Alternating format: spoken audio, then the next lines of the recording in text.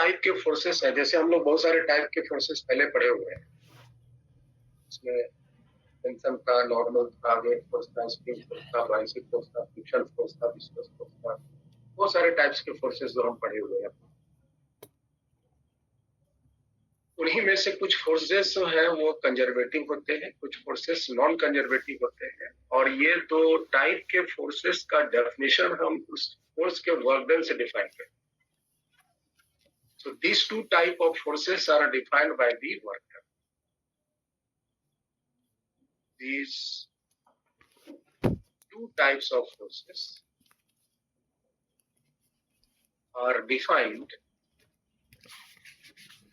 by their work done.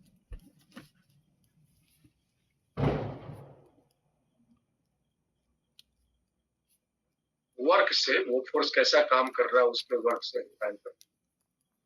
तो पहला जो मान लेते हैं, हम एक सेक्शन ले लेते हैं कंजर्वेटिव फोर्स,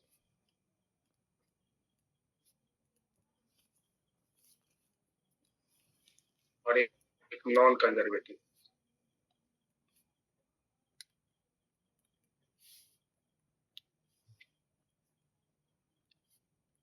जो कंजर्वेटिव फोर्स होता है उसके वर्क डन पाथ पर डिपेंड नहीं करता। The work done by conservative forces are independent to path.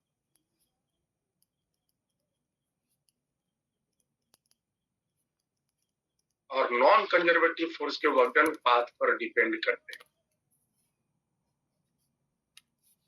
The work done by non-conservative forces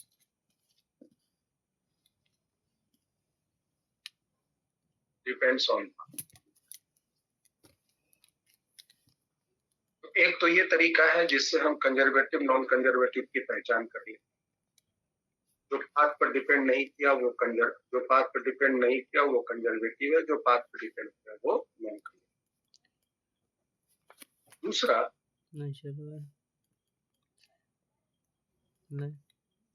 जो तरीका है इसको पता लगाने का वो है the work done in one round trip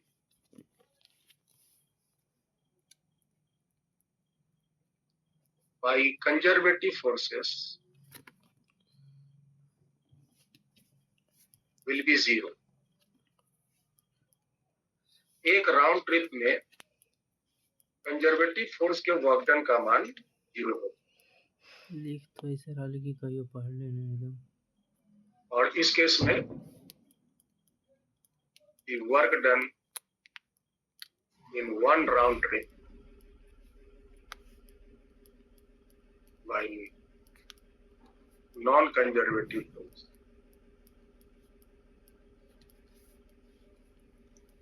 are not zero.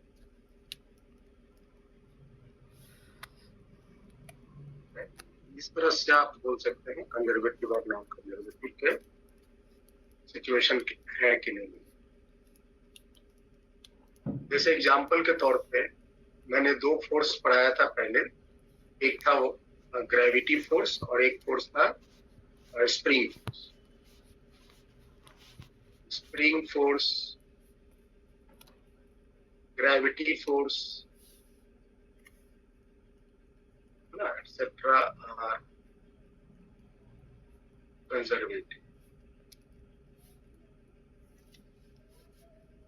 कि हमने दो टाइप के ये फोर्स पहले से डिफाइन किए हुए हैं।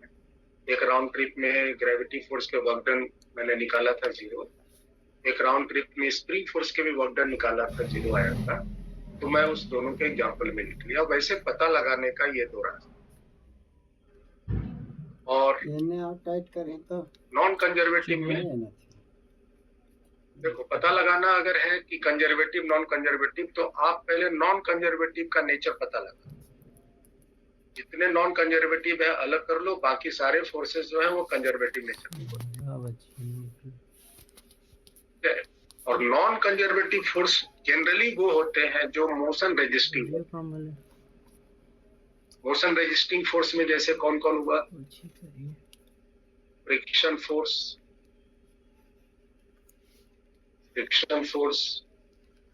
विस्कस फोर्स, एयर रेजिस्टेंस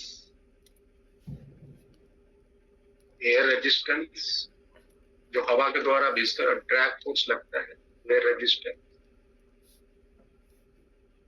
ये सारे जो है ना वो सब मोशन रेजिस्टिंग टाइप के फोर्स है। अगर ये बॉडी आगे जाना चाहेगा तो फ्रिक्शन पीछे लगेगा, है ना। विस्कस फोर्स में बॉडी आगे जाना चाहेगा तो फोर्स पीछे लगेगा। एयर रेजिस्टेंस में भी कोई बॉडी हवा में आगे जाना चाहेगा तो फ्रिक्शन हवा जो है अपोजिट लगाता है। ये सारे फोर्स की टेंडेंसी मोशन को अवरोध पैदा करने की। तो जनरली जब आप इस फोर्स के वर्क डन कैलकुलेट करेंगे तो ये एक राउंड ट्रिप में फोर्स के वर्क डन 0 नहीं है ना। Non conservative.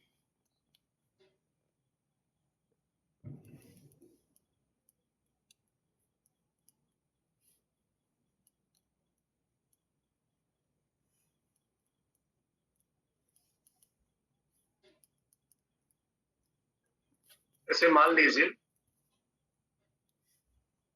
कि एक पार्टिकल है जो ए पोजीशन पर है और हम उसको बी पोजीशन तक ले जाना चाहते हैं। ए पोजीशन से बी पोजीशन तक ले जाने का एक रास्ता ये है, सीधा रेखा में ले गया और इसमें वर्क डन हुआ W हुआ। एक हम कुछ इस तरह से घुमा फिरा के ले गए, रास्ता बदल लिया, पाथ बदल लिया, इस केस में वर्क डन हुआ W। और दूसरा केस में हम इस तरह से घुमा कर ले गए सेमी सर्कुलर पाथ से, तो ये हुआ वर्क डन W। अगर रास्ते भर में, अगर इस तरह के रास्ते भर में सिर्फ कंजर्वेटिव फोर्सेस काम कर रहे हैं, सिर्फ कंजर्वेटिव फोर्स लग रहे हैं, तो फिर उस केस में work done by one path, पहला पाथ में वर्क डन, दूसरा पाथ के वर्क डन और तीसरा पाथ के वर्क डन, सिर्फ कंजर्वेटिव फोर्स लग रहा है। और अगर नॉन कंजर्वेटिव फोर्स लग रहे हैं तो फिर वर्क डन जो है अलग अलग पाथ के अलग अलग। दूसरा एग्जांपल हम इसमें दे रहे हैं। मान लीजिए कि हम एक पार्टिकल को यहां से चलाना शुरू किए और इस तरह का वो मोशन लेते हुए एक राउंड ट्रिप ले लिया और फिर वापस वहीं पहुंच, वो वापस वहीं पहुंच। तो अगर नॉन कंजर्वेटिव फोर्स लग रहे हैं तो एक राउंड ट्रिप में टोटल वर्क डन 0 नहीं होंगे और पूरा, और अगर कंजर्वेटिव फोर्स लग रहे हैं तो एक राउंड ट्रिप में वर्क डन। अगर हम इन दोनों को मान लेते हैं, इसको इस केस में,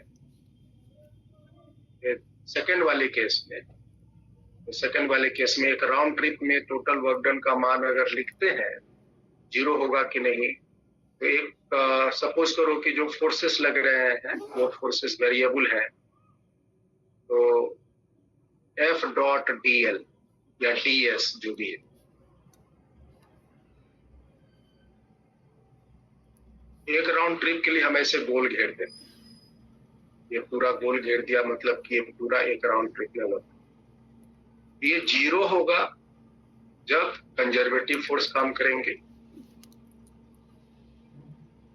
और यही 0 नहीं होगा जब नॉन कंजर्वेटिव फोर्स।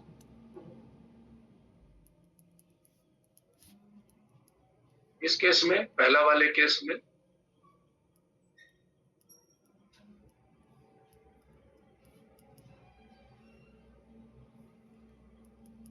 ये वर्क डन जो है वो बराबर होंगे जब कंजर्वेटिव फोर्स काम करेंगे और नॉन कंजर्वेटिव फोर्स काम करेंगे तो ये तीनों वर्क डन बराबर अलग अलग पाथ के अलग। ये बस एक सजाने के लिए, समझने के लिए एक डायग्राम से बताया। वैसे आपको पता लगाना पड़ेगा कि फोर्सेस की नेचर कंजर्वेटिव है या नॉन कंजर्वेटिव। जनरली जो फोर्स प्रैक्टिस में हम लोग यूज करते हैं, spring force, gravity force, tension force, buoyancy force, है ना, friction force, viscous force, air resistance. तो फ्रिक्शन, विस्कस, एयर रेजिस्टेंस ये सारे नॉन कंजर्वेटिव है।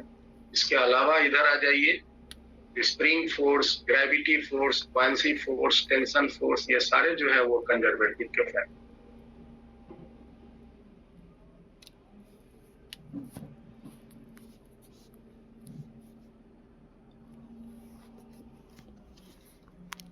तो ये दोनों फोर्स के वर्क डन का नेचर हम आगे भी डिस्कस करेंगे in work energy theory. Video of भी कर सकते, वो भी उपाय रो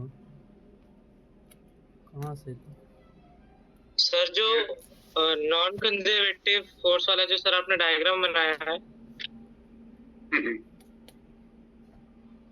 तो सर इसमें सर डिस्प्लेसमेंट 0 हो गया तो फिर वो 0 नहीं हो जाएगा? मतलब क्या? नहीं होगा ना, डिस्प्लेसमेंट 0 हो गया तो वर्क डन 0 हो जाए ऐसा नहीं है। देखो यहाँ बताया, ये वाली देखो, ये बॉडी चला ए से, वेदांत, ये सर ये चला ए से पहुंचा बी पर, तो फ्रिक्शन के वर्क डन क्या हुए? माइनस म्यू mgs हुए ना। ये सर और फिर जब वो लौटा बी से वापस पहुंचा ए पे, तो फिर वर्क डन क्या हुए? माइनस बी से जब लौटा है minus two minus mu mgs, तो डिस्प्लेसमेंट तो 0 हुए। ये सर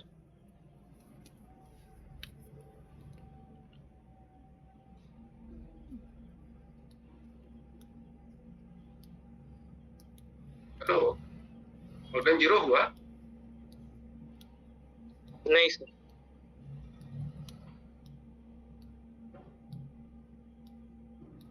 आगे जाने के केस में, आगे जब गया वो तो फ्रिक्शन फोर्स पीछे लग गया,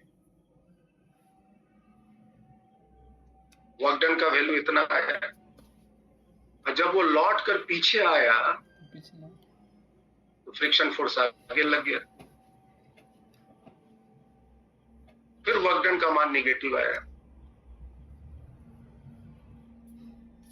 तो एक राउंड ट्रिप में, ये जो राउंड ट्रिप लिया, क्या work done, total work done 0 हुआ? इन दोनों को अगर हम जोड़ देंगे तो क्या 0 आया? नहीं सर, नहीं आया ना। कितना आया? -2 म्यू mgs। लेकिन डिस्प्लेसमेंट तो 0 हो गया ना बेटा। ये सर तो डिस्प्लेसमेंट 0 हो जाने से सभी फोर्स के वर्क डन 0 होंगे ऐसा नहीं है। क्या डिस्प्लेसमेंट 0 का मतलब, जो इसके पहले आप बोलोगे कि सर तब यहाँ जो आपने फंडामेंटल में पढ़ाया था डिस्प्लेसमेंट 0 तो वर्क डन 0 है ना, यहाँ पर बताया था। इस केस में S0 तो डिस्प्लेसमेंट 0, वर्क डन 0। S का मतलब यहाँ की बॉडी चला ही नहीं, बॉडी यहाँ से मूव किया ही नहीं। यहाँ से बॉडी फोर्स तो लगाए मैंने, लेकिन ये बॉडी यहाँ से आगे जरा या पीछे या ऊपर या नीचे जरा भी नहीं चली। समझ में आया? Yes sir. अब ये बॉडी आगे चला फिर लौट कर आ गया, उस केस में भी तो डिस्प्लेसमेंट 0 हुआ। तब उस केस में वर्क डन 0 होगा कि नहीं होगा वो बात अलग है। तब वो डिपेंड करेगा कि कौन से फोर्सेस वहां लगे। अगर फोर्सेस कंजर्वेटिव है तो वर्क डन 0 हो जाएंगे, नॉन कंजर्वेटिव है तो वर्क डन 0 नहीं। यहाँ पे जो S है 0, मतलब कि बॉडी यहाँ से हिला तक नहीं, बॉडी वहीं का वहीं रुका है।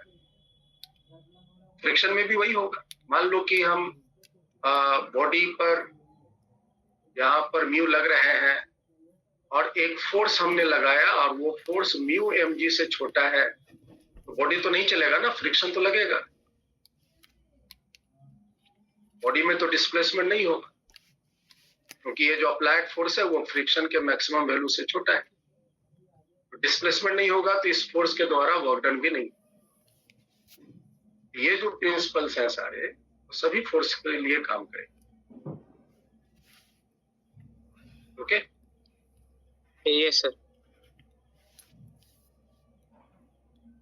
आइए इस सेक्शन का जो सबसे इंपॉर्टेंट पार्ट है इसमें आगे बढ़ते हैं, दैट इज एनर्जी। इसमें तीन चीज है, वर्क है, एनर्जी है और पावर। तो अभी हमने बस वर्क का फंडामेंटल कॉन्सेप्ट सीखा कि वर्क डन किसी फोर्स के द्वारा है ना, कांस्टेंट फोर्स के वर्क डन, वेरिएबल फोर्स के वर्क डन किस किस पर डिपेंड करता है, conservative force, non conservative force work के अनुसार कैसे डिफाइन है। अभी हम लोग सब इसके बेसिक्स कॉन्सेप्ट पे आते हैं। Now let me start energy. क्या होता है एनर्जी? जनरली आप लोग 9वां 10वां में भी पढ़े हुए हैं, the capacity of doing work, capacity of doing work is defined as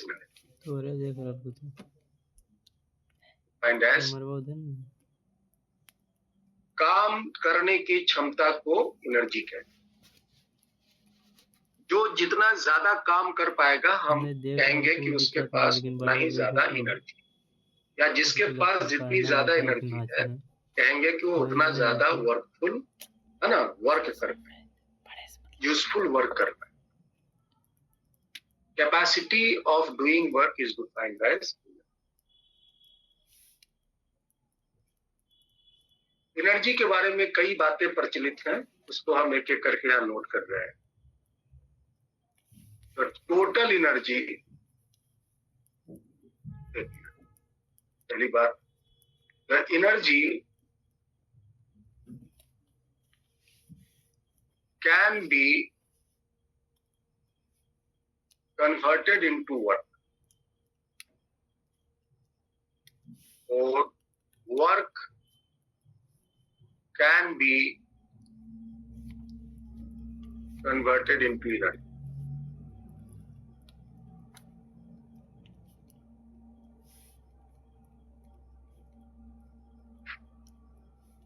energy को हम वर्क में कन्वर्ट कर सकते हैं या वर्क को हम एनर्जी में कन्वर्ट कर सकते हैं। आप इस बात को ऐसे समझो कि अगर मान लो हम किसी पर कुछ काम किए, अगर हम किसी पर कुछ काम किए तो मतलब क्या किए, हम उसको एनर्जी दिए, तो मेरा जो वर्क हुआ वो वर्क एनर्जी के रूप में बॉडी में चला। या अगर हम किसी से काम लिए, इसका मतलब हम उसका क्या लिए, energy Lee.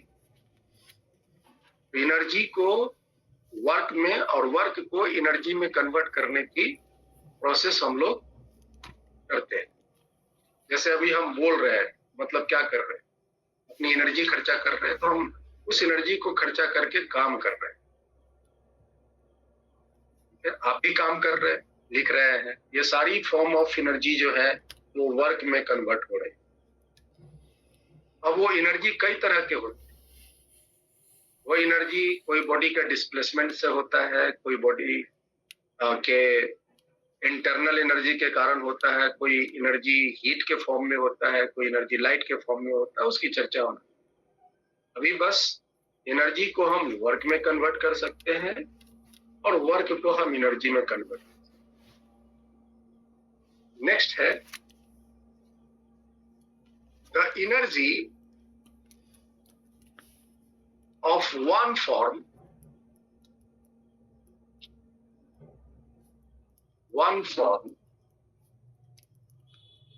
can be converted into another form. Energy का एक फॉर्म को हम एनर्जी के ही दूसरे फॉर्म में कन्वर्ट कर सकते हैं। एनर्जी के एक फॉर्म को ही हम एनर्जी के ही दूसरे फॉर्म में कन्वर्ट कर सकते हैं। जैसे लाइट इलेक्ट्रिकल एनर्जी को लाइट एनर्जी में, केमिकल एनर्जी को इलेक्ट्रिकल एनर्जी में, different types of formation energy, different types of energy है, उसको हम एक रूप से दूसरे रूप में कन्वर्ट करते हैं। ये एनर्जी का property. The total energy of an isolated system will always remain conserved.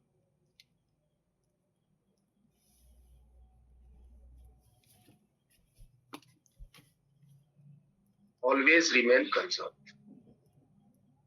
Isolated का मतलब पूरी तरह से बंद, पैक सिस्टम, ना अंदर से कोई बाहर जा सके ना बाहर से कोई अंदर आ सके। Isolated system.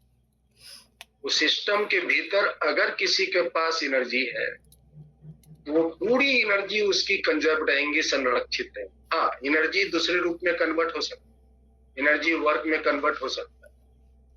वो सारा कन्वर्शन जो होगा, अगर मान लो एनर्जी 10 जूल का था, वर्क में कन्वर्ट हो गया, तो वो वर्क जो है वो 10 जूल का होगा। अगर सिस्टम आइसोलेटेड, अगर एनर्जी 10 जूल का था और वो वर्क में कन्वर्ट हो गया, तो जो वर्क होगा वो 10 जूल का। अगर एनर्जी 10 जूल का था, वो हीट में कन्वर्ट हो गया, तो हीट एनर्जी 10 जूल का। तो टोटल जो सिस्टम होगा आइसोलेटेड सिस्टम, उसकी total energy, entire isolated system की टोटल एनर्जी वो कंजर्व। तो energy is a conserve quantity. एक रूप से ये दूसरे रूप में कन्वर्ट हो सकता है, एनर्जी वर्क में कन्वर्ट हो सकता है। ये कुछ बातें हैं जो ध्यान में रखें। Different forms of energy. ऐसे लिख सकते, ऐसे पैरों पर सारे में छप। जैसे एक स्टार्टिंग अगर करें यहाँ से, जो हम लोग टॉपिक पढ़ रहे हैं मैकेनिक्स, वहां से पहला लिखते हैं मैकेनिकल एनर्जी। मैकेनिकल एनर्जी में मेनली दो एनर्जी आते हैं, kinetic energy plus potential energy.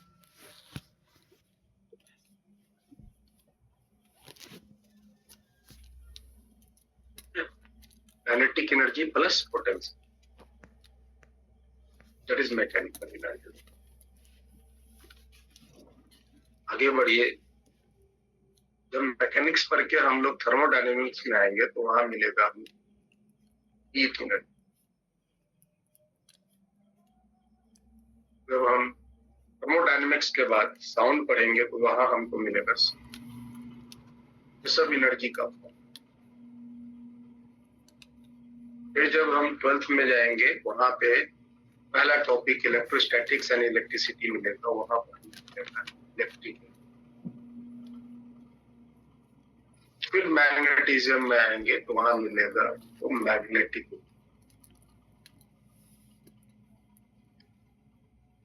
सब एनर्जी का फॉर्म। फिर उसके बाद जब हम मॉडर्न फिजिक्स में आएंगे तो वहां एक हमें अलग एनर्जी मिलेगा, दैट इज न्यूक्लियर एनर्जी। ये सारी एनर्जी जो है वो तो हम लोग के सिलेबस फिजिक्स के। कुछ और एनर्जी है जो हम लोग डेली लाइफ में यूज करते हैं, लाइक केमिकल एनर्जी, जो हम खाते हैं,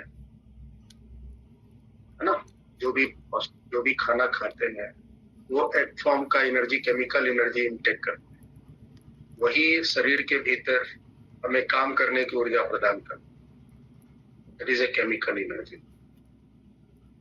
बैटरी जो है, उसके भीतर जो लिक्विड रहते हैं केमिकल्स, वही बैटरी के कॉम्बिनेशन हमें इलेक्ट्रिसिटी फॉर्म करके देते हैं, that is a form of chemical.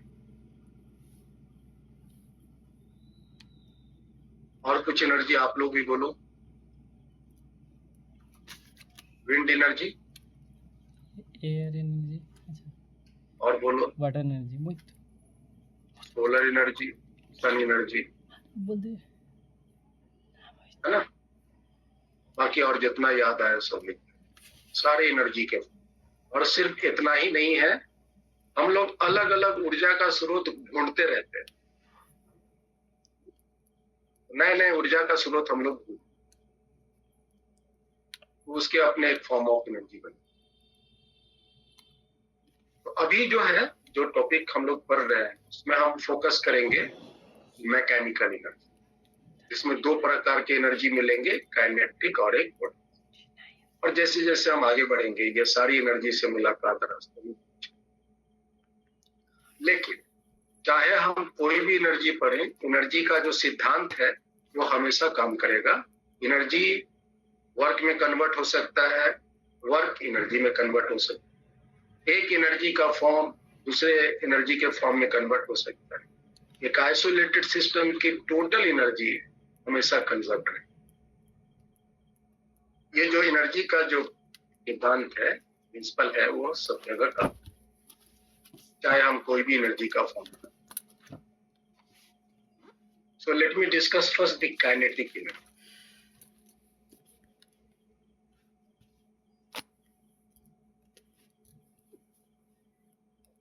जैसा नाम है इसका काइनेटिक, काइनेटिक का मतलब होता है motion.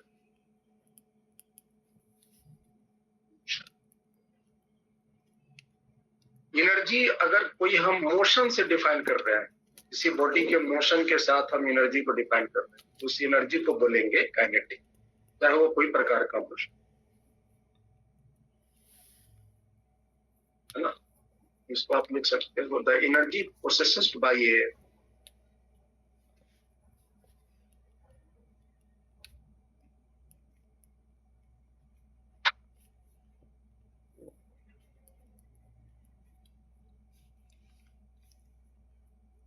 body by virtue of motion is called kinetic energy.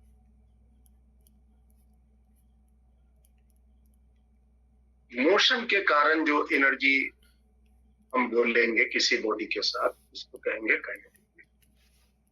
तो आज के बाद से अगर किसी भी बॉडी में आप किसी भी तरह का मोशन अगर देख लो, तो कहना कि उसके पास काइनेटिक एनर्जी। जैसे पानी बह रहा है, उसमें मोशन है, उसमें काइनेटिक एनर्जी है। ट्रेन चल रहा है, उसमें काइनेटिक एनर्जी। आप दौड़ रहे हैं, आपके पास काइनेटिक एनर्जी।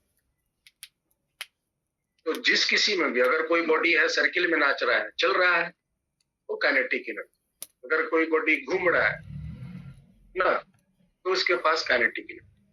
हाँ, स्ट्रेट लाइन में चल रहा है, उसके लिए हम ट्रांसलेशनल काइनेटिक एनर्जी बोलेंगे। रोटेट कर रहा है तो हम उसको रोटेशनल काइनेटिक एनर्जी कहेंगे। लेकिन है ये सब के सब काइनेटिक। तो मोशन के कारण जो एनर्जी डेवलप होता है, हम उसको काइनेटिक।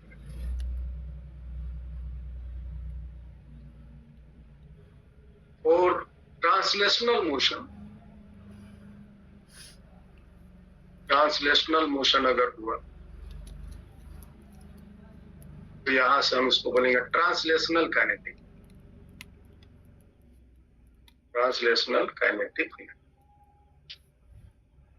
जैसे कि बॉडी सीधी रेखा में चलो,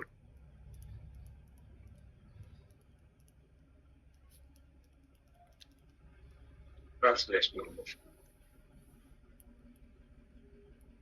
और रोटेशनल मोशन,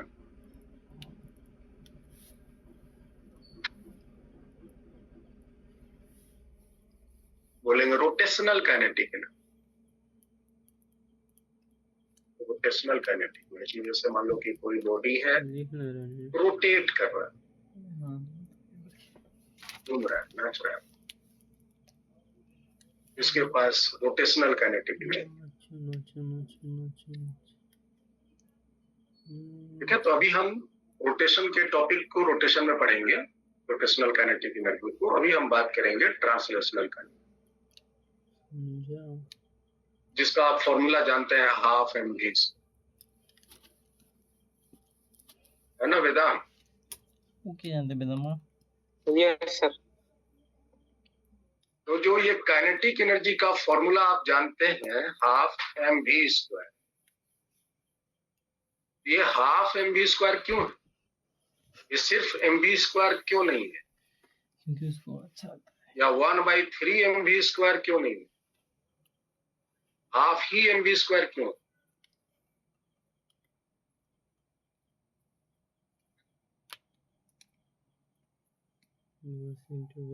जब मोशन में आता है ना तो उसका मास आधा होता है। जब वेलोसिटी मास मतलब जब कोई क्या बता सकते हैं? Yes I know but I can't talk you because I out of your class. Half mv² बहुत बेलों ने बस इतना ही जानना है, बस हम आपकी क्यूरियोसिटी को बढ़ाने के लिए कि हाफ mv² ही क्यों, सिर्फ हाफ क्यों है? 3/2 भी हो सकता है, 1/3 भी हो सकता है, ये और दूसरा हो सकता है। मिथिलेश आप बता सकते हैं?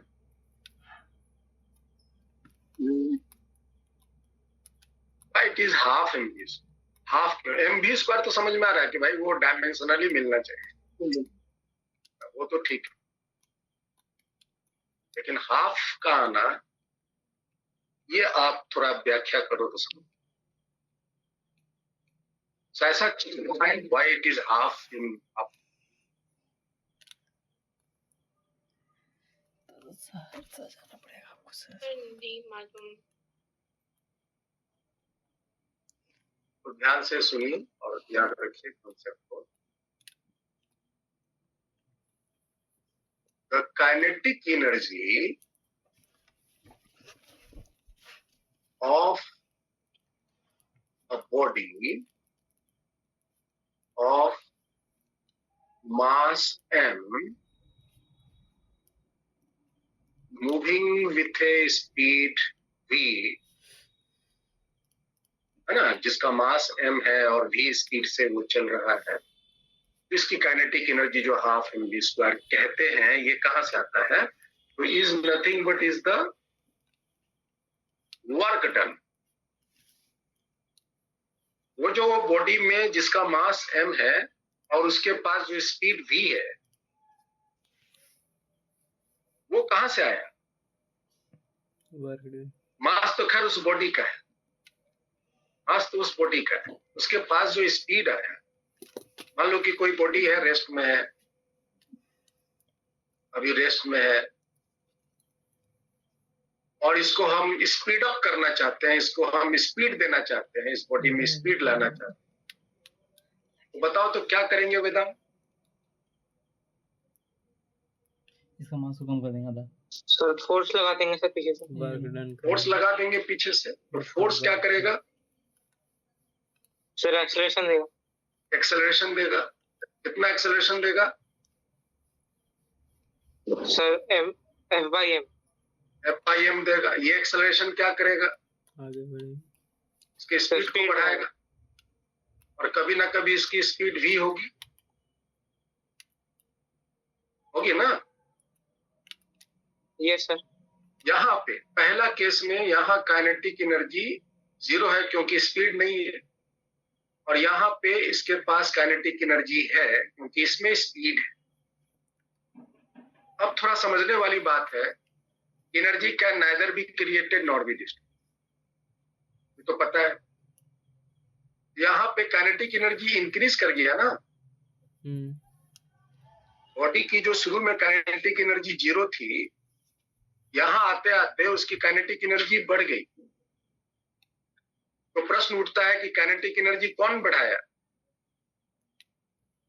इसका जवाब है कि आपने जो ये पीछे से फोर्स लगाया, और ये फोर्स ने इस बॉडी को चलाकर इतना दूर ले गया, डिस्टेंस s, ये फोर्स के द्वारा कुछ काम किया गया होगा। ये जो फोर्स यहाँ A पोजीशन से B पोजीशन तक ले जाने में जो भी वर्क किया, वो वर्क इस बॉडी को दे गया।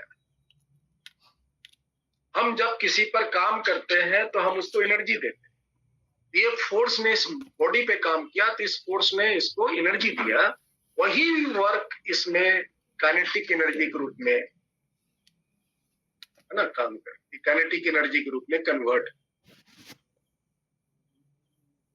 So is the work done, तो हम अगर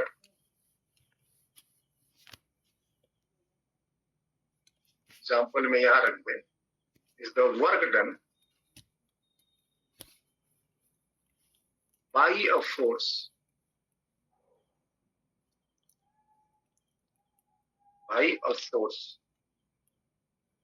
to make the body moving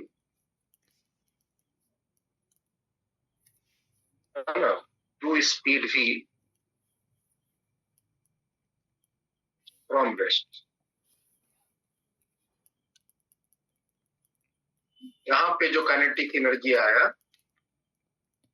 इस जगह पे जो काइनेटिक एनर्जी आया, वो काइनेटिक एनर्जी इस बॉडी में कहां से आया? ये जो मैंने फोर्स लगाया, फोर्स से जो एक्सेलरेशन बना, जिसके कारण ये डिस्प्लेस किया, इस फोर्स में वर्क किया, जो भी वर्क ये फोर्स करेगा वही इसमें काइनेटिक एनर्जी की रिप्लेस है। तो आप बताओ काइनेटिक एनर्जी यहाँ कितना होगा? यहाँ पे काइनेटिक एनर्जी वही होगा जो वर्क डन बाय फोर्स होगा। चीजों को आसान रखने के लिए हम इस फोर्स को कांस्टेंट मान लेते हैं ताकि वर्क डन निकालना आ जाए। ये हो गया F dot S, F dot S work done, दोनों के बीच का एंगल 90 है, सॉरी 0 है, F S cos 0। डिस्प्लेसमेंट का मान बता सकते हैं? S आप लगा दो, v square equal to u square plus 2as। v square तो ठीक है, u 0 है, एक्सेलरेशन के वैल्यू आपको पता है F by m into s, तो s का वैल्यू आप यहाँ से निकाल सकते हो, m v square divided by, ये डिस्प्लेसमेंट किस मास, और इस डिस्प्लेसमेंट का वैल्यू को यहाँ लाके प्लेस करो, s की जगह m v square divided by 2f cos 0 का value 1। So f, this f get cancelled, now you have m v square by half m,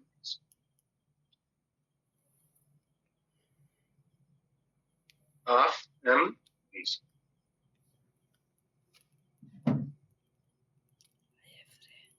यहाँ हाफ है, इसलिए हम कहेंगे कि काइनेटिक एनर्जी जो है वो, हाँ इसमें एक शर्त है, from rest without changing the level, without changing the level, level change नहीं होना चाहिए, एक शर्त। लेवल मतलब एक ही समतल हाइट में, नहीं तो अगर वो ऊपर उठेगा तब भी स्पीड बढ़ेगा, लेकिन तब उस केस में इस फोर्स के दो तरह के काम आ जाएंगे, ग्रेविटी के अगेंस्ट काम करेगा और उसके बाद उसमें कुछ एनर्जी प्रदान करेगा, काइनेटिक एनर्जी। ये शर्त याद रखें, लेवल चेंज नहीं हो तब उस केस में 0 स्पीड से भी स्पीड तक ले जाने में जो फोर्स काम करेगा वही काम बॉडी के काइनेटिक एनर्जी को, and that kinetic energy will be equal to half m v।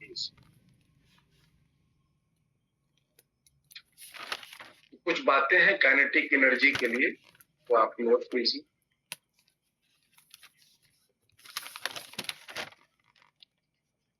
पहला,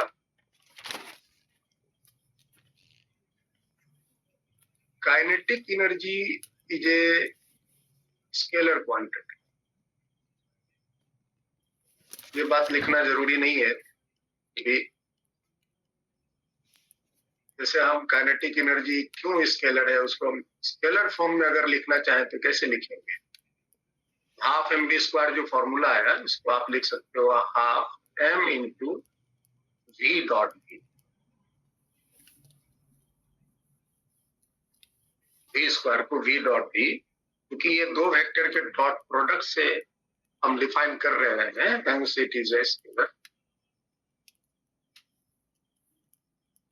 दूसरी बात,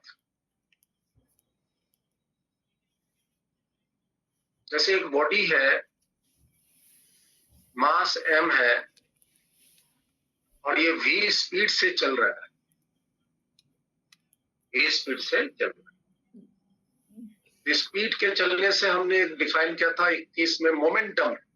मोमेंटम मतलब मोशन की जो ताकत है, मोशन की जो क्वांटिटी है, that is momentum. It is defined by mass into velocity, momentum. तो हम अगर इसका काइनेटिक एनर्जी स्पीड से डिफाइन करें तो हाफ mv स्क्वायर लिखेंगे, और अगर हम इसको मोमेंटम से डिफाइन करें, momentum is also type of motion, इसको लिख सकते हैं p square, because p is equal to m into v। v की जगह p बाई m रखेंगे तो यहाँ p square by m square होगा, एक एक m। ठीक है, ये बताने का मेरा पर्पस ये है कि अगर मास सेम, अगर speed same, so kinetic energy will be directly proportional to mass। और अगर मोमेंटम सेम हो तो kinetic energy inversely proportional to mass।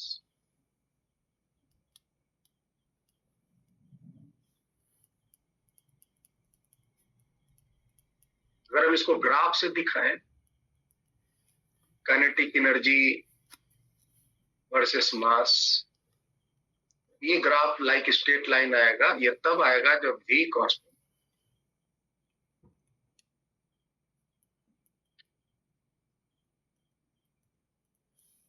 या अगर आपको इस तरह से दिया हुआ हो, काइनेटिक एनर्जी वर्सेस मास का ग्राफ स्ट्रेट लाइन दिया हुआ, तो इसका मतलब कि उसकी जो स्पीड है वो कांस्टेंट। और अगर काइनेटिक एनर्जी वर्सेस मास का graph inversely proportional to m like this, rectangular hyperbola, अगर ऐसा दिया हुआ हो, समझना कि यहाँ पे मोमेंटम कांस्टेंट।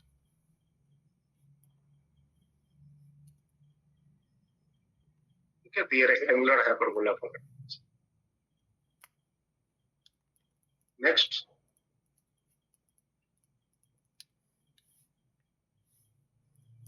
क्योंकि काइनेटिक एनर्जी, जैसे मान लो इसके पास एक बॉडी है, इसके पास मास है और इसके स्पीड वेलोसिटी इस डायरेक्शन में है जो हॉरिजॉन्टल के साथ एंगल थीटा बना रहा है, और हमने इसमें दो कंपोनेंट तोड़े। एक कंपोनेंट इधर बना v cos थीटा, एक कंपोनेंट इधर बना v sin थीटा। तो हम इसकी काइनेटिक एनर्जी क्या क्या बात करें? हम इसकी kinetic energy direct half m into v, जो स्पीड है उसकी, वो लिखिए।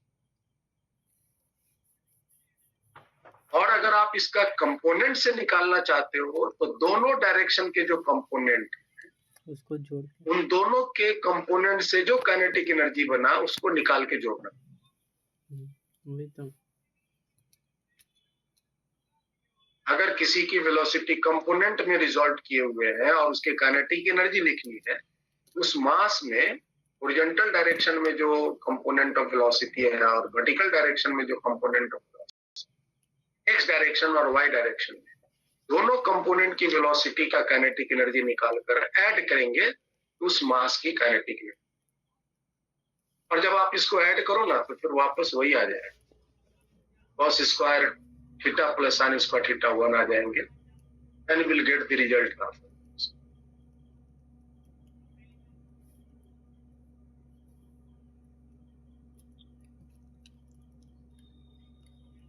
इसका मतलब हुआ कि हम अगर ऊपर फेंक दें या नीचे फेंक दें या पीछे फेंक दें या आगे फेंक दें, सब केस में उसकी काइनेटिक एनर्जी वही होगा, हाफ।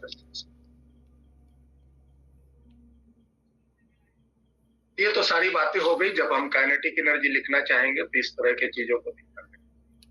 नेक्स्ट है kinetic energy can never be negative, can never be negative. Kinetic energy कभी भी नेगेटिव नहीं है, क्योंकि हाफ mv² है मास। हम लोग अभी तक नेगेटिव नहीं पकड़ पाए हैं, पता लगा पाए। Negative mass is not exist and v का स्क्वायर, किसी का स्क्वायर हमेशा पॉजिटिव होगा, तो काइनेटिक एनर्जी कभी भी नेगेटिव नहीं। ये लिखने का मतलब ये है कि अगर हम किसी की भी काइनेटिक एनर्जी बोले तो वो हमेशा या तो ग्रेटर देन और equal to 0। Means a body will have a minimum kinetic energy that is equal to 0, और उसके बाद एक्स्ट्रा और जितना ज्यादा हो। तो इस इनइक्वालिटी का हम यूज कर सकते हैं न्यूमेरिकल सॉल्व कर। तो kinetic energy will always be positive. Sir तो कहीं ने कहा कि नेक्स्ट, मास चलते समय आधा हो जाता है। Kinetic energy depends on the frame of reference. बन बेचना नहीं हमरे। ये बात बिल्कुल सही है कि अगर अलग अलग ऑब्जर्वर की बात करें तो अलग अलग ऑब्जर्वर अलग अलग वेलोसिटी देखता है, और अलग अलग वो वेलोसिटी देखेगा तो उसकी काइनेटिक अलग अलग। So kinetic energy depends on the frame of reference. For different frames, kinetic energy will be. For different frames, देखने हम बोल देते हैं kinetic energy will be maybe different.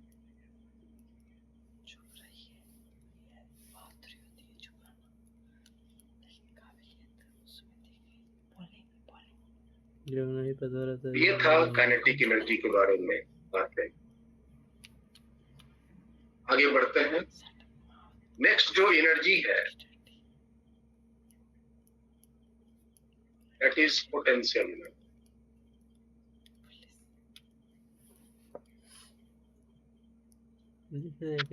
एक मिनट, हम एक छोटा सा यहाँ पे और चीज डिस्क्राइब कर दें तो लगेगा। इनफैक्ट वो सबसे इंपॉर्टेंट भी है।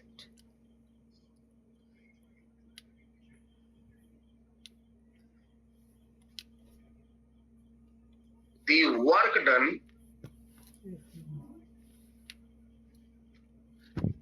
by all forces, एक बार पहले बता चुके हैं, by all forces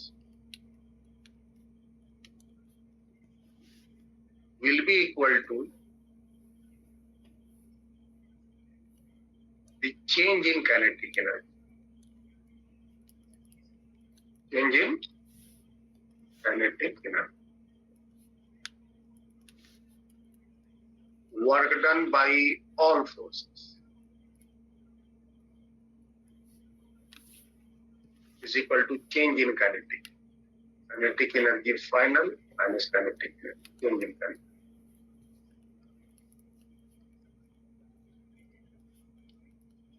बेसिकली इसको हम कहते हैं वर्क एनर्जी थ्योरम। अब देखो, work done by all forces मतलब all forces, I mean work done by external force, work done by conservative force, work done by non conservative force, और अगर आप फ्रेम चेंज किए हुए हैं, अगर वो नॉन इनर्शियल फ्रेम है, वर्क डन बाय सूडो। अगर नॉन कंजर्वेटिव है तो सूडो फोर्स, कंजर्वेटिव है तो सूडो फोर्स नहीं हो। ये सारे फोर्स के वर्क डन जोड़ दोगे वो बराबर होगा फाइनल काइनेटिक एनर्जी माइनस। हमने जब इसको बताया था तो वहां सिंपल फोर्स लेकर के डिस्कस किया, वही चीज आप यहां पर फिर यूज कर सकते। आप इसको थोड़ा समझो।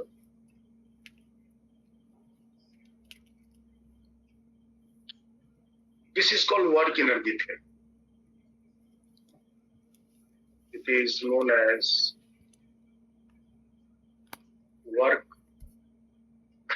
Energy theory. कई प्रॉब्लम को इजी बनाने के लिए हम इसको यूज करते हैं।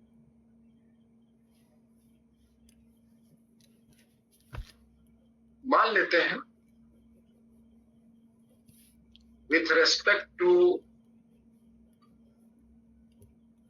इनर्शियल फ्रेम, जनरली हम इनर्शियल फ्रेम में ही चीजों को ऑब्जर्व करते हैं।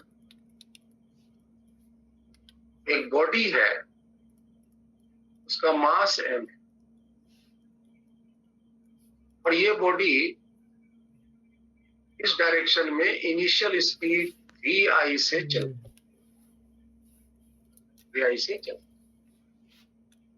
और इस पर हम सारे जितने भी दुनिया के फोर्सेस हम सब लगाना चाहते, तो हम उस सारे फोर्स को 3 कैटेगरी में लगा सकते। एक तो हम इस पे लगा दिया एक्सटर्नल फोर्स, जो पुलिंग, जो पुशिंग, हम जो ठेलेंगे, हम जो खींचेंगे, that is external. This is applied बस।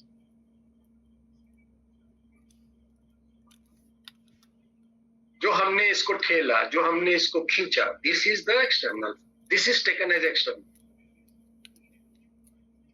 इसके बाद इस पे लग सकता है कंजर्वेटिव फोर्स। कंजर्वेटिव फोर्स में इस पे ग्रेविटी फोर्स लग सकता है, स्प्रिंग फोर्स लग सकता है, बंजी फोर्स लग सकता है।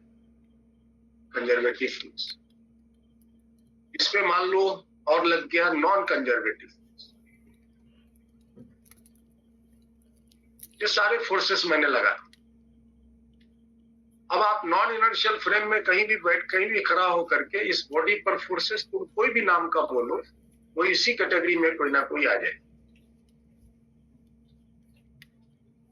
ये हम 3 फोर्स लगाया, मतलब कि सारे फोर्सेस मैंने यहाँ पे लगाया, ठीक है। और ये जो मास है, वो मास यहां से तो कुछ इस तरह का रास्ता लेते हुए, ऐसा रास्ता लेते हुए वो कहीं यहां पर,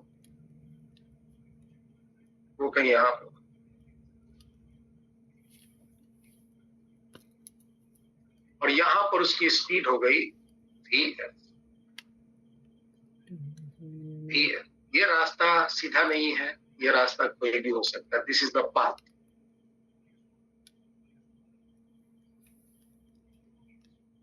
जो पोजीशन ए से लेकर वो पोजीशन बी तक पहुंचा, उसका ये रहा पाथ। ये पाथ कोई भी हो सकता। हम अभी यहाँ ये चाहते हैं कि ए पोजीशन से बी पोजीशन तक जाने में ये सारे फोर्सेस जो लगे हैं, तीनों फोर्स, इसके द्वारा कितनी वर्क डन हो। Want to write the work done by all forces A to B। और हमें नहीं पता कि ये फोर्सेस कौन से कांस्टेंट है, कौन से वेरिएबल, लेकिन हमको ये सारे फोर्स के वर्क डन पोजीशन ए से पोजीशन बी तक ले जाए। बताओ कैसे निकालें work done by all forces.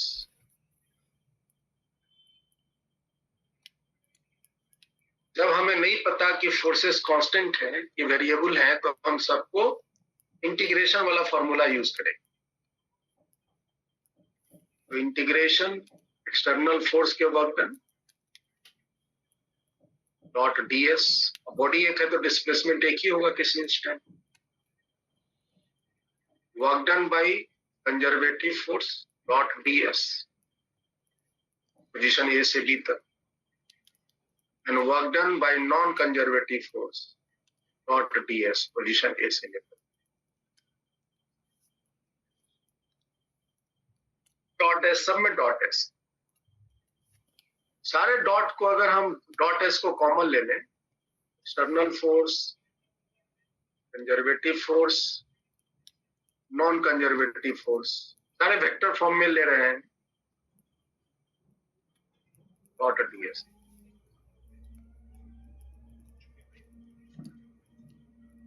और ये सारे फोर्स वेक्टर फॉर्म में अगर जुड़ रहे हो तो ये रिजल्टेंट फोर्स बन जाए। That is a net force. The net force.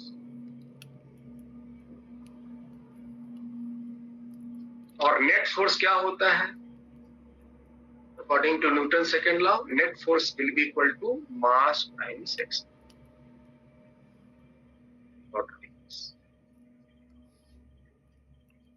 Mass into x.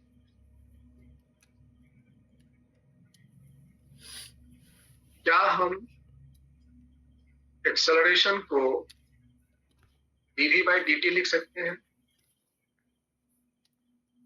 Dot ds. तो एक्सेलरेशन की जगह हमने dv by dt लिख. अब देखो आप यहाँ, तो ds है छोटा displacement bye dt.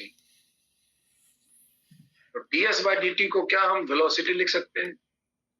Rate of change of displacement with respect to time is called velocity. लिख सकते हैं ना? तो हम इसको m into v dot dv भी लिख सकते हैं. और डॉट में जानते हो a dot b लिखे या b dot a लिखे.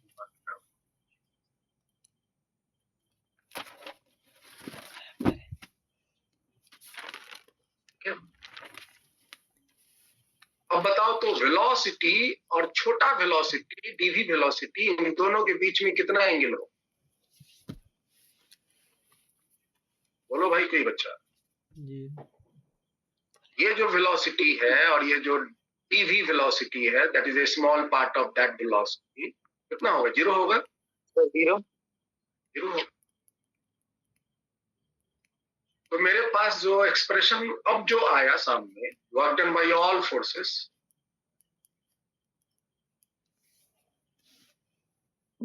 That is equal to m v dv cos 0, और हम रास्ते में मास इसके थ्रू आउट कांस्टेंट रखे हैं, तो मास आपके इंटीग्रेशन के बाहर आ जाएगा.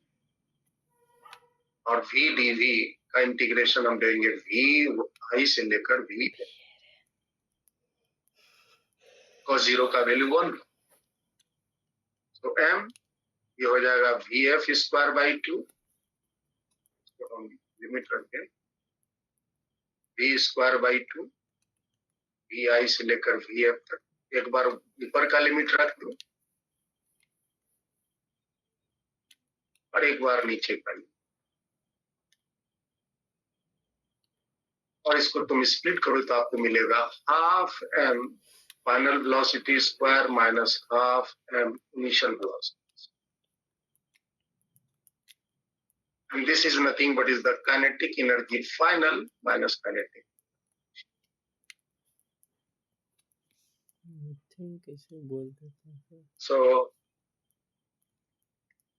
finally हमें जो प्राप्त हुआ कि work done by all forces बराबर होगा change in kinetic. अपना कसना है पर बड़ी मैंने बेच पे है.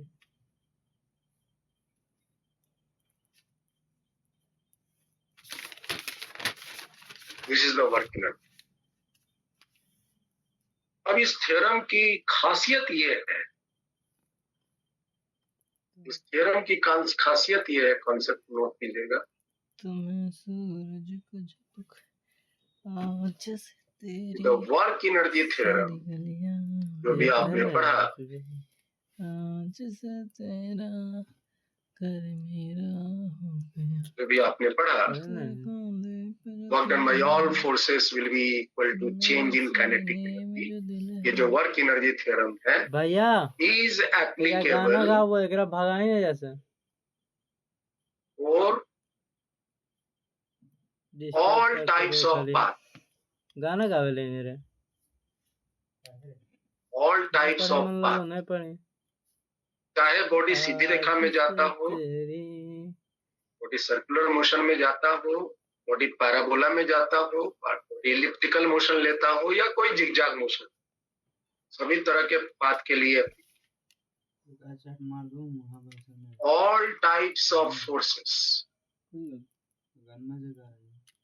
सारे तरह के फोर्स के लिए एप्लीकेबल। फोर्सेस कंजर्वेटिव लग रहे हैं तब भी लगेंगे, फोर्सेस नॉन कंजर्वेटिव लग रहे हैं तब भी लगेंगे, फोर्सेस कांस्टेंट लग रहे हैं तब भी लगेंगे, फोर्सेस वेरिएबल लग रहे हैं, all types of forces and all types of frame of reference, all types of frame of reference।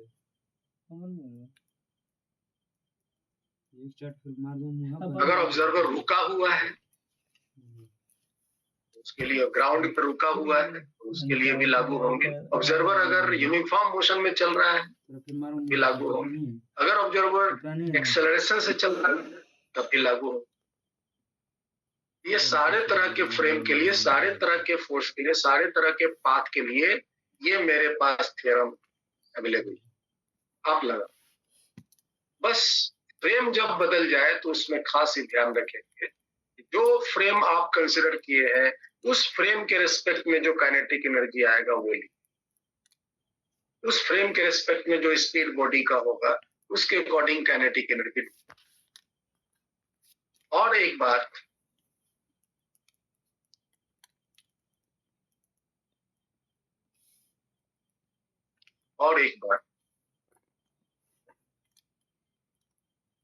जगह बना ले।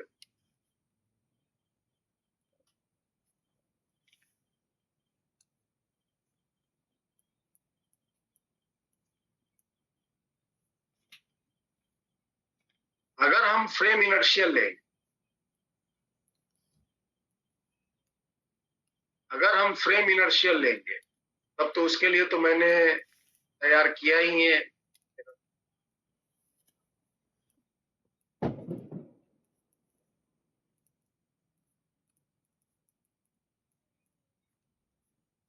और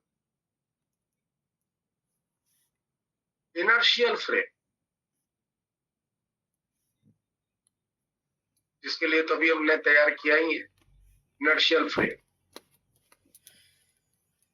इनर्शियल फ्रेम के लिए मैंने work done by all forces में वर्क डन कौन कौन से फोर्सेस देख लो, ये सारे फोर्स यहाँ इंक्लूड करो।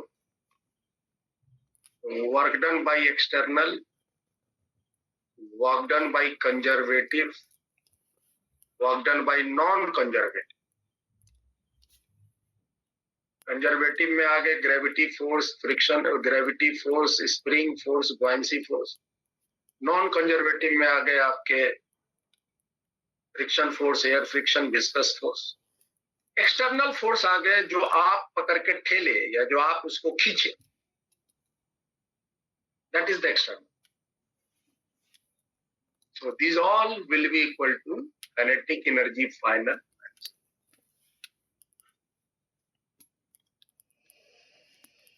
और अगर नॉन इनर्शियल है, फॉर नॉन इनर्शियल फ्रेम,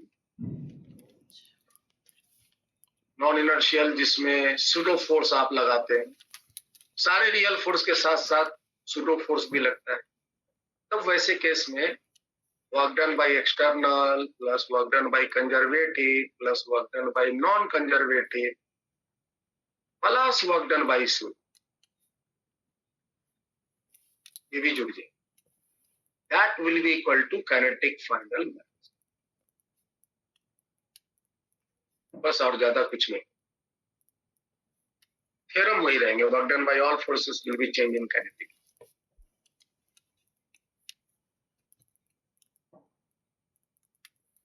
ठीक है वेदांत? Yes sir.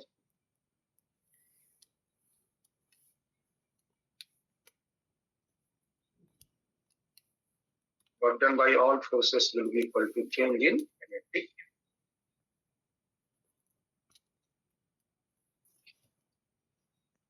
तो ये सबसे इंपॉर्टेंट पार्ट है काइनेटिक एनर्जी के लिए, ये बढ़ता है।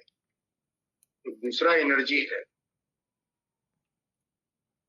Potential energy.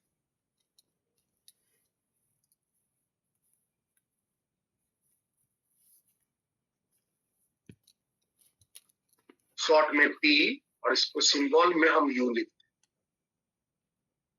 हैं। कोई बुक में वी भी लिखा मिलेगा, यू और वी से हमें प्रेजेंट काइनेटिक एनर्जी को सिंबल में के लिखते हैं। तो जो भी है एक्सप्लेनेशन दिया रहेगा, तो इस नाम say that is the potential. तो डिफाइन कर सकते हो पोटेंशियल एनर्जी।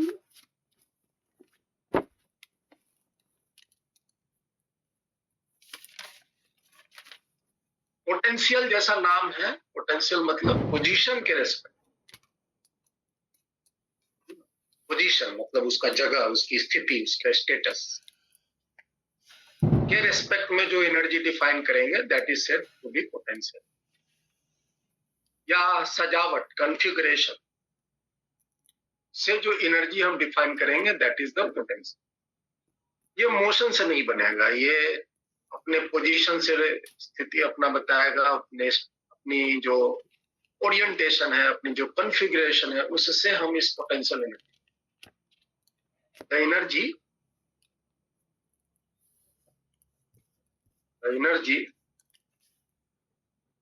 stored है ना इन ए बॉडी और system.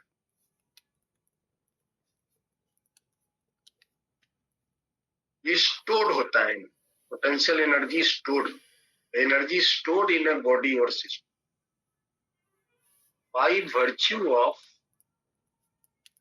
by virtue of position और configuration, सजावट,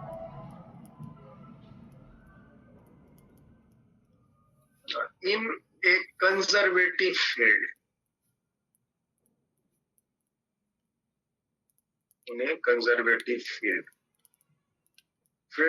जहां पे कंजर्वेटिव फोर्स डेवलप होते हैं उस फील्ड को कंजर्वेटिव फील्ड कहते हैं।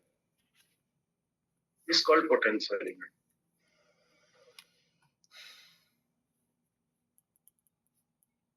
समझने के लिए सिंपल सा,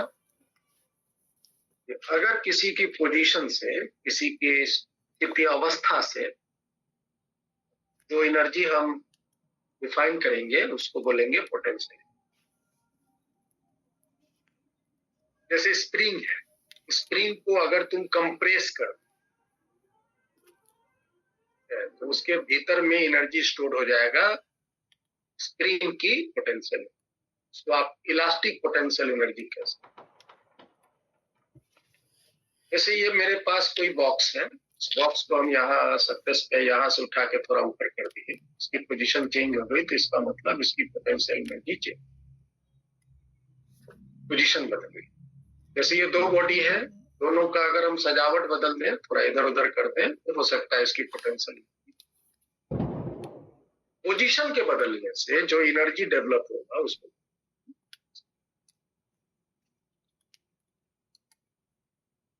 ये तो हुआ पोजीशन से हम पोटेंशियल एनर्जी का आकलन करेंगे कि बढ़ा कि घटा, क्या चेंज हुआ कि नहीं।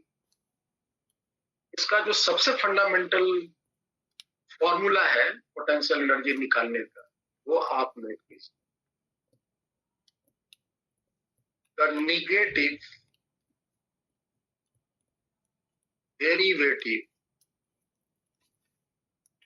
डेरिवेटिव मतलब differentiation,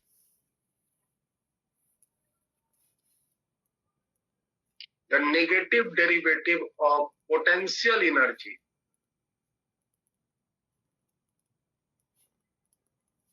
with respect to position gives conservative force.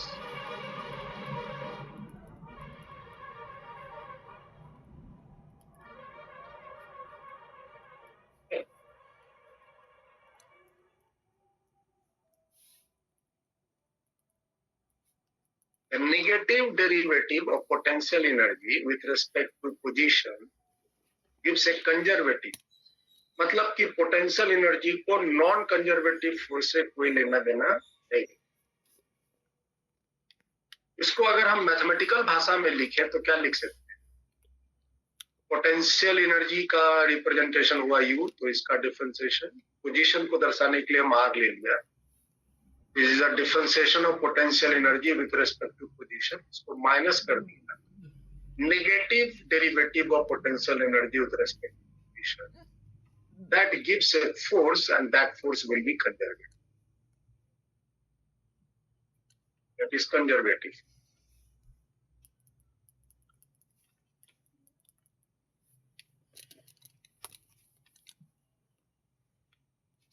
क्योंकि ये पोटेंशियल एनर्जी जो स्टोर होता है वो कंजर्वेटिव फील्ड में।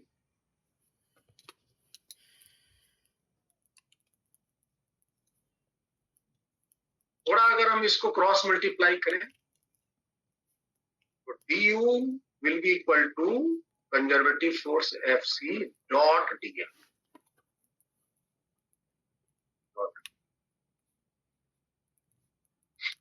बोलोगे सर यहाँ डायरेक्ट आप मल्टीप्लाई क्यों नहीं कर, Fc गुना dr क्यों किए, ये डॉट क्यों किए? ये मैथमेटिक्स नहीं है, हम लोग फिजिक्स कर रहे हैं ना, सीधे पकड़ के गुना नहीं करेंगे। अच्छा बताओ वेदांत,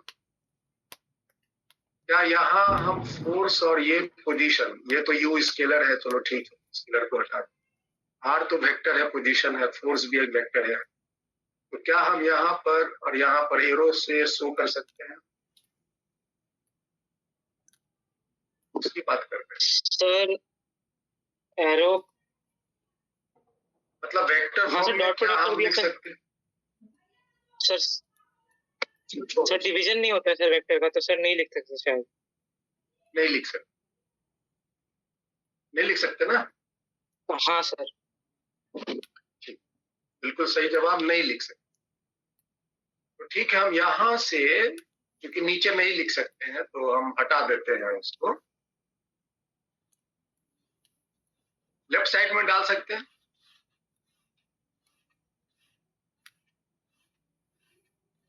नहीं सर, नहीं डाल सकते। सर स्केलर हो गया पूरा साइड वाला क्वांटिटी। राइट साइड स्केलर हो गया, लेफ्ट साइड फिर वेक्टर कैसे हो सकता? इसका मतलब ये भी गलत है। मतलब यहाँ ये दो फोर्स वेक्टर है, पोजीशन वेक्टर, ये तो हमको पता है। फोर्स वेक्टर है, पोजीशन वेक्टर, ये तो हमको पता है, लेकिन हम इसको वेक्टरली रिप्रेजेंट यहाँ नहीं कर पा रहे। लेकिन जब हम इसको क्रॉस मल्टीप्लाई करेंगे, राइट साइड एक फोर्स आया, राइट साइड एक पोजीशन आया, और ये दो वेक्टर कभी भी जैसे तैसे मल्टीप्लाई नहीं होते। दो वेक्टर या तो डॉट प्रोडक्ट से होंगे मल्टीप्लाई, नहीं तो क्रॉस प्रोडक्ट से मल्टीप्लाई। वो डिपेंड करता है कि बन क्या रहा है। लेफ्ट साइड में आपके स्केलर फॉर्म हो रहे हैं, पोटेंशियल एनर्जी फॉर्म हो रहा है, इसका मतलब ये दोनों का प्रोडक्ट डॉट।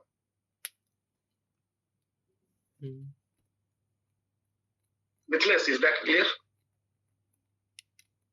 Yes sir. ये जब हम क्रॉस मल्टीप्लाई करेंगे तो ऐसे न्यूमेरिकली नहीं करके हम इस तरह से, अब हम इसको इंटीग्रेट करते हैं। यहां पर वेरिएशन हम पोजीशन का देंगे, आर का वेरिएशन देंगे, और पोजीशन ए पर मान लिया कि पोटेंशियल एनर्जी उसकी है यूए, और पोजीशन बी पर उसकी पोटेंशियल एनर्जी चेंज होकर हो गई यूबी। ओके, सो माइनस को हम राइट साइड भेज देते हैं, तो लेफ्ट साइड क्या हो जाएगा? लेफ्ट साइड हो जाएगा यूबी माइनस यूए, और राइट साइड हो जाएगा minus integration F C dot D R. Position A to position, ठीक है। अब देखो लेफ्ट साइड में क्या बोलेंगे देख के, ई को मान लो फाइनल, ए को मान लो इनिशियल, तो लेफ्ट साइड आपके हो गए चेंज इन पोटेंशियल एनर्जी, है ना?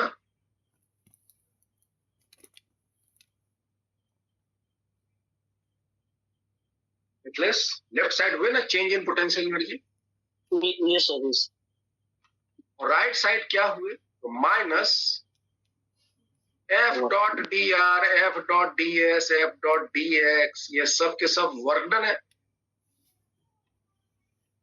ये है work done by conservative from position A to B, from position A. अगर आपसे कोई पूछे कि what is the change in potential energy, तो आप जवाब देंगे negative of work done by. Change in potential energy is the negative of work done by conservative, only conservative. And change in kinetic energy, work done by all forces. That is the definition. यहां से आप कह सकते हैं कि change in, चलो हम आगे नोट में लिख देंगे, यहाँ पे आगे बढ़ते हैं, आगे बढ़ते हैं।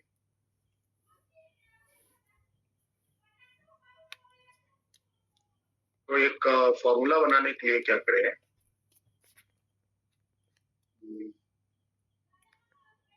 फॉर्मूला बनाने के लिए हम ऐसा करते हैं, माइनस को लेफ्ट साइड ले आते हैं, तो क्या लिख सकते हैं वेदांत? इस माइनस को लेफ्ट साइड ले आते हैं तो क्या लिख सकते हैं? Sir potential energy at A minus potential energy at B is equal to F dot D R, position A to position, इसको लिख सकते हैं work done by conservative force from A to B, लिख सकते हैं ना, ए टू ए से B. तो आप यहां देखो तो एक आपको पैटर्न दिखेगा, वही पैटर्न को आप फॉर्मूला के रूप में याद रखें। माइनस मैंने हटा दिया, माइनस को पोटेंशियल एनर्जी के साथ मर्ज कर दिया। यहां से देखोगे तो potential energy A minus potential energy B is equal to work done by conservative force A to B. ये पैटर्न आपको याद रखें, ए माइनस बी बराबर ए टू, और वर्क डन याद रखिए, ये work done by conservative.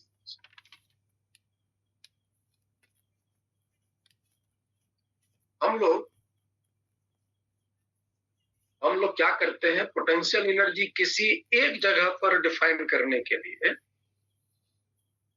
Exactly दूसरे पोजीशन की पोटेंशियल एनर्जी को ना रेफरेंस मान के जीरो मान ले। सो at reference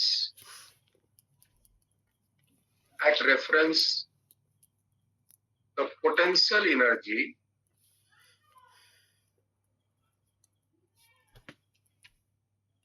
is considered as zero.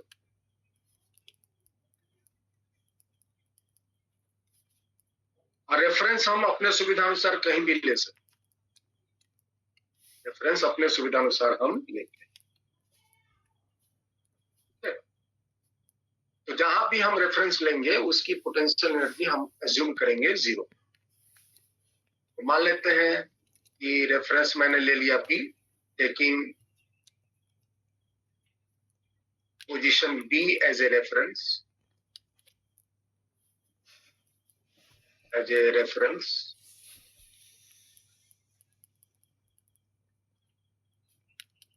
then potential energy at B will considered as zero. ये हम क्यों ले रहे हैं? ताकि हम किसी एक पोजीशन पर की पोटेंशियल एनर्जी डिफाइन कर सकें। तो बी पोजीशन को मैंने रेफरेंस लिया है, तो बी पोजीशन की पोटेंशियल एनर्जी मैंने बना लिया जीरो। तो ये लेफ्ट साइड में आपके क्या आ जाएंगे? तो लेफ्ट साइड में यू ए, और राइट साइड में आएंगे work done by conservative force from A to reference. Position B को मैंने रेफरेंस माना,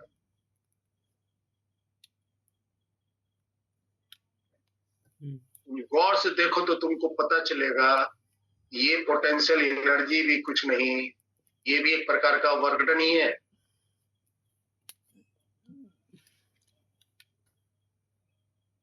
ना मिथलेश?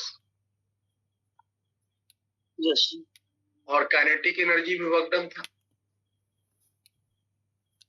काइनेटिक एनर्जी भी वर्क डन ही था, work done by force to move a body from 0 to speed v, और ये भी वर्क डन ही है। यहाँ वर्क डन कर रहा पोजीशन चेंज करने के लिए, पोजीशन ए से पोजीशन बी तक लाने के लिए जो वर्क डन हुआ वो है पोटेंशियल ए माइनस, वहां पर जो चेंज कर रहा था स्पीड चेंज कर रहा था 0 से स्पीड। अब ये जरूरी नहीं पोजीशन ही चेंज करे, ये सजावट भी चेंज कर सकता है, ये है ना, अवस्था भी बदल सकता है। तो जो भी है वो पोजीशन ए से लेके बी तक ले जाने में जो कंजर्वेटिव फोर्स काम करेगा, हम उसको इसके पोटेंशियल एनर्जी के डिफरेंस से दिखाएंगे। दूसरी बात यहाँ एक बात ये जाननी है कि बिना रेफरेंस यूज किए, विदाउट रेफरेंस, आप दो पॉइंट के बीच की पोटेंशियल एनर्जी का डिफरेंस पता लगा सकते हैं, दो पॉइंट की पोटेंशियल एनर्जी डिफरेंस बोल सकते हो without using reference. Without using any reference, बिना रेफरेंस यूज किए आप दो पोजीशन पर की पोटेंशियल एनर्जी में डिफरेंस तो बता सकते हैं, लेकिन बिना रेफरेंस यूज किए आप सिंगल एक पोजीशन की पोटेंशियल एनर्जी नहीं बोल सकते। अगर किसी एक खास जगह की पोटेंशियल एनर्जी आपको बोलिए, एक खास स्टेट की आपको किसी की पोटेंशियल एनर्जी बोलनी है, स्प्रिंग की कंप्रेस्ड अवस्था की पोटेंशियल एनर्जी बोलनी है, एलोंगेटेड अवस्था की पोटेंशियल एनर्जी, ये बॉडी इतनी हाइट में है, इस हाइट की इसके पास कितनी पोटेंशियल एनर्जी है, ये बोलनी है, तो आपको उस केस में रेफरेंस लेना पड़ेगा। बिना रेफरेंस के आप किसी एक खास जगह पर की पोटेंशियल एनर्जी नहीं बोल सकते। You need a, without reference you cannot define the potential energy at any specific position, specific or specific configuration. ये दो बातें हमको यहाँ दिख रही।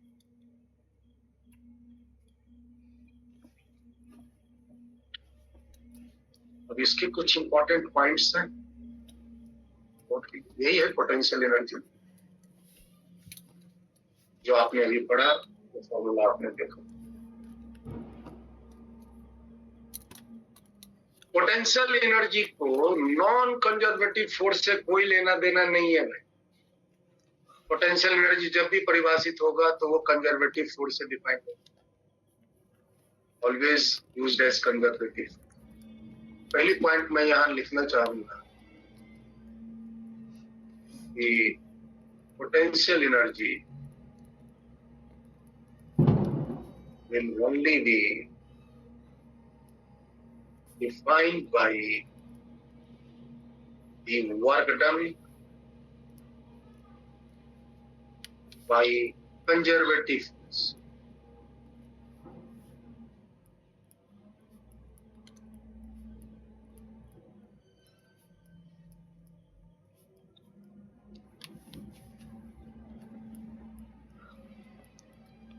Only. नॉन कंजर्वेटिव फोर्स से पोटेंशियल एनर्जी को कोई भी लेना देना नहीं है। और दूसरी बात, the potential energy will be named only by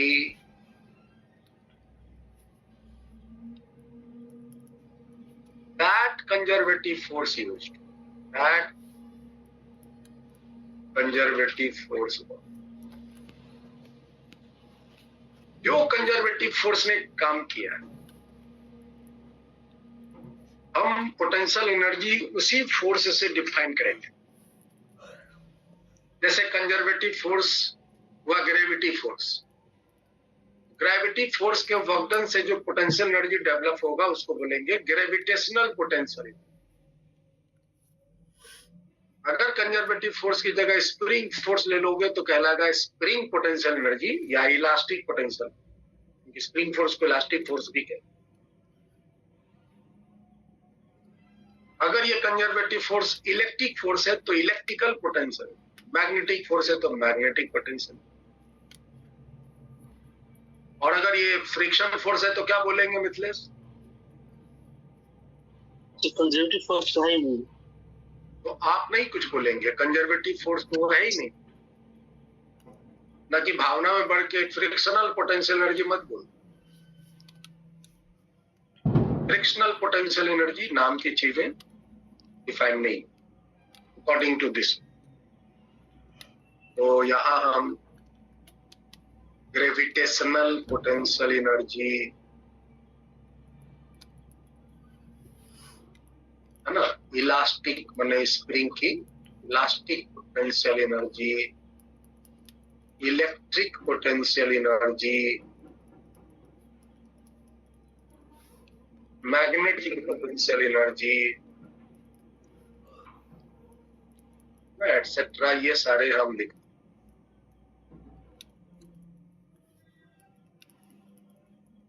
frictional potential energy is not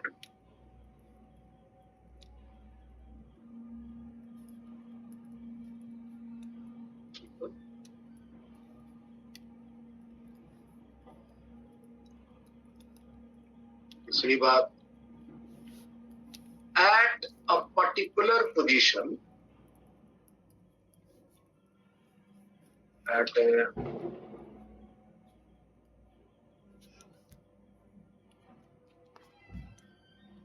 particular position और स्टेट, किसी पर्टिकुलर पोजीशन या किसी particular state, the potential energy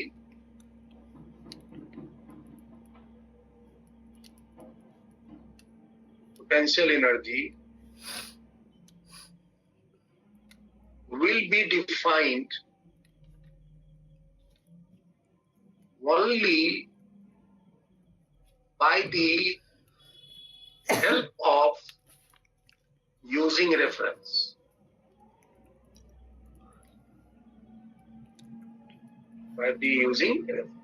बिना रेफरेंस यूज किए आप किसी एक पर्टिकुलर पोजीशन या पर्टिकुलर स्टेट में पोटेंशियल एनर्जी डिफाइन नहीं कर सकते। आपको रेफरेंस की सहायता की जरूरत है। हाँ, दो पोजीशन की पोटेंशियल डिफरेंस में डिफरेंस आप बिना रेफरेंस के लोग, उसके लिए रेफरेंस बनने की जरूरत है।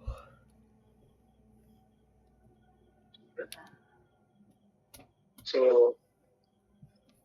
अगर हमको कहीं एक किसी खास स्टेट की या किसी खास पोजीशन की पोटेंशियल एनर्जी बोलनी है तो हम उसके लिए जो फॉर्मूला यूज करेंगे वो क्या यूज करेंगे? पोटेंशियल एनर्जी एट पोजीशन या एट स्टेट ए या position A, that will be equal to work done by conservative force, जो भी जिसका पोटेंशियल एनर्जी निकालना है वो वाला फोर्स ले लेंगे और पोजीशन ए से लेकर हम जो रेफरेंस कंसीडर करेंगे उस रेफरेंस तक का वर्क डन, और वर्क डन निकालने में तो आप मास्टर हैं। वो जो फोर्स है या तो कंजर्वेटिव मिलेगा, वो जो फोर्स है या तो कांस्टेंट मिलेगा, नहीं तो वो वेरिएबल। कांस्टेंट मिला तो एफ डॉट एस लगाकर वर्क डन निकालेंगे, वेरिएबल मिला इंटीग्रेशन लगाकर वर्क डन निकालेंगे। रेफरेंस हम अपने सुविधा अनुसार चुनते हैं, स्थिति के अनुसार।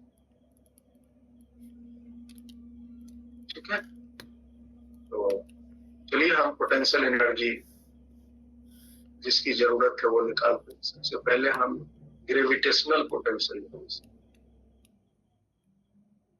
Gravitational potential energy,